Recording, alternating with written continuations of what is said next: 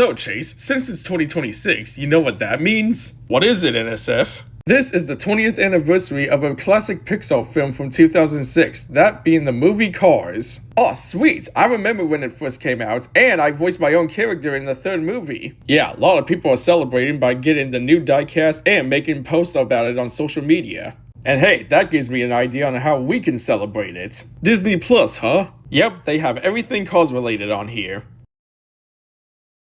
To help celebrate the 20th anniversary of the release of Cars, I'm going to rewatch the first movie. Alright, let's do it. 2 hours later. Man, I'll tell you what, a classic film like Cars never seems to disappoint. Indeed, it is a certified childhood classic. That gives me another idea. To help celebrate its 20th anniversary as well, I'm gonna make my own review on it. That sounds like a wonderful idea. Hey, what's going on, guys? NSF here was about to do a review on your guys' movie to celebrate your guys' 20th anniversary. Well, dadgum, what are we waiting for? Let's get started with this review. Right back at you, Mater. Hello there, viewers. I am NASCAR Sonic Fan, and welcome back to another TV review. And today's review is gonna be a special one, because to help celebrate the 20th anniversary of the movie Cars, I'm gonna do my own review on the movie. The movie was first released on June 9th, 2006. And this movie is all about a young hotshot Lightning McQueen who was always destined to win that famous Piston Cup trophy. And it looked like it was McQueen's chance to finally win it. Unfortunately though, because of a bad pit call on pit road, he ended up blowing his rear tires on the final laps of the Dynaco 400.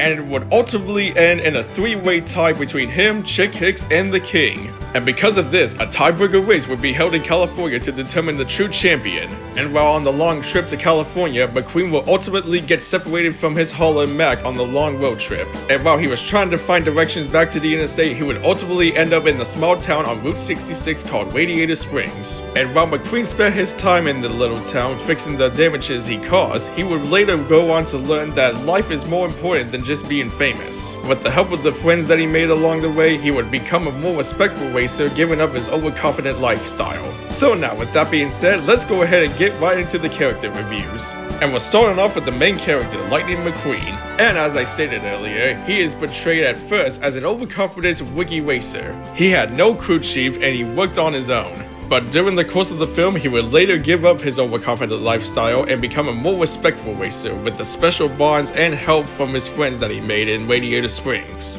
But Piston Cup reporters and news people would eventually find him in the small town and he would be brought back to race at the Los Angeles Motor Speedway for the tiebreaker race. But the town's residents would follow McQueen and become his pit crew during the final race. And with their help, McQueen would actually sacrifice winning the Piston Cup to help out a fellow racer, in which we will get to later on in the review. Next up, we have one of the characters from Radiator Springs, that being Tow Mater. Mater was the town's only tow truck who would tow anybody in need of assistance. He is portrayed as a funny, goofy tow truck who always likes to pull stunts like backwards driving and do fun activities like tractor tipping. Throughout the movie, him and McQueen would form a special bond and become best friends and remain that way throughout the entirety of the franchise. Next up, we got Doc Hudson, the town's judge, doctor, and racing expert.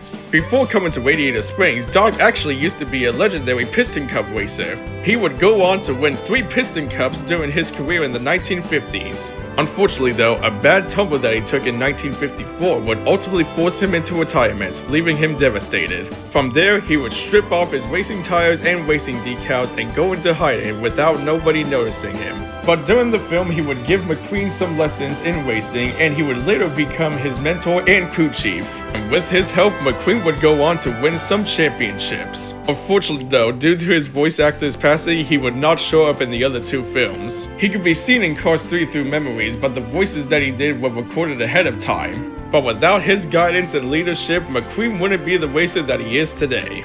Next 2 characters are Sheriff and Sally. Sheriff is the town's only police officer who goes around fighting crime that goes on in the little town. And if you got caught breaking the law, you would be put in the impound lot. And then there's Sally, the town's attorney and owner of the Cozy Cone Motel. And also McQueen's love interest. And her job was to settle any criminal case that happened in Radiator Springs, as well as greeting visitors at the Cozy Cone Motel. And her and McQueen would form a special bond together and go on to date each other during the entirety of the franchise. Speaking of which, let's talk about the town's couple Flo and Ramon. Flo is the owner of her own gas station, Flo's Vegan Cafe, providing gas and other goods to visitors and residents. And on the other hand, Ramon owns a body shop. And if you needed a new paint job or wanted some body work done, he was the perfect person to go to. And him and Flo would remain together forever ever since they first met in Radiator Springs. Next up, we have Sergeant Fillmore. Sarge can be portrayed as a 1940s Willys Jeep served in World War II.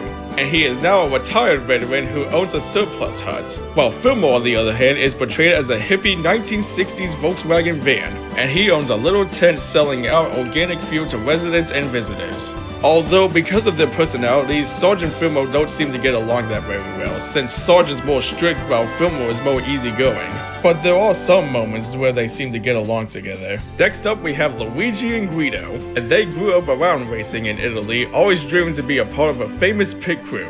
And when they moved to the United States, they would later go on to own and work together at Luigi's Casa della Tires, providing tires to all the residents and visitors. And they would later go on to become part of McQueen's new pit crew, as Guido has the fastest pit stop out of every other competitors. Next up, we have Lizzie and Red. And Lizzie was actually one of the town's very first residents when the town was first founded by her late husband Stanley, in which during their years they would run the town together. And then there's Red, the town's only firefighter.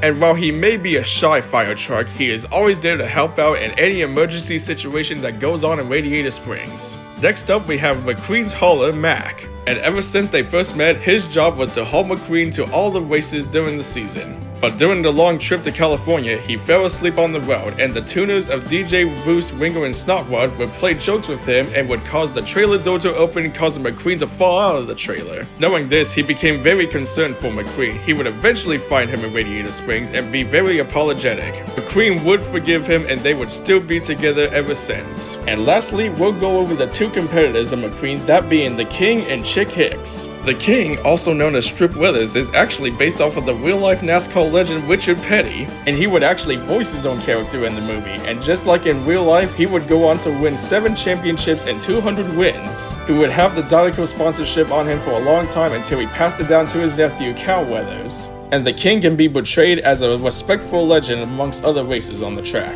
Although I can't say the same way for Chick Hicks. Chick can be portrayed as an aggressive driver and always hated coming up in second, especially to the King. And just like McQueen, he was destined to win that Piston Cup trophy and would do it by any means necessary. He even caused a massive wreck in the Dinoco 400 just to make sure that he would win the Piston Cup. He would always do dirty moves on the racetrack to other competitors as well. And even his sponsor, Hostile Takeover Bank, just matches his character. And he is portrayed as the main villain of Cars as well. And being the aggressive and desperate driver that he was in the tiebreaker race, he would go on to turn the King, causing him to violently crash and flip in the infield. And while he did claim the checkered flag and win the championship, the fans were outraged by the move he pulled.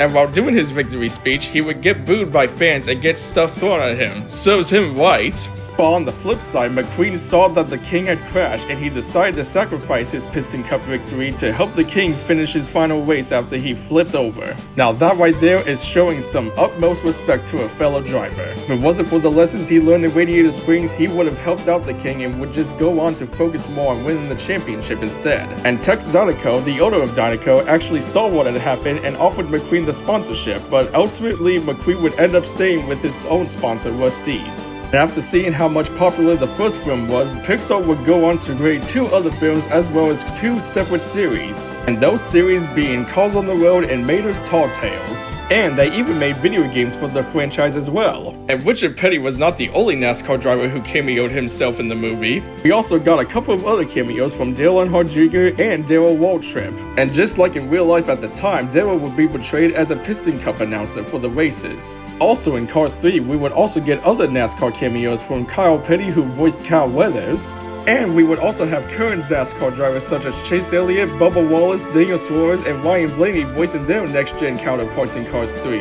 And we even had another NASCAR legend, that being Junior Johnson, voicing himself as Junior Moon. So with that being said, that will cap off my review on the Pixar movie Cars to celebrate its 20th anniversary. Hopefully you all enjoyed it, and thanks for watching, everybody. So after seeing that review, what did you guys think? We thought it was pretty good. We appreciate you doing this for our 20th anniversary. Yeah, you guys have always been a part of my childhood and forever will be. Well, what do you say we celebrate more by watching the 2 other movies as well as watching a few episodes from our series? That sounds like a good idea.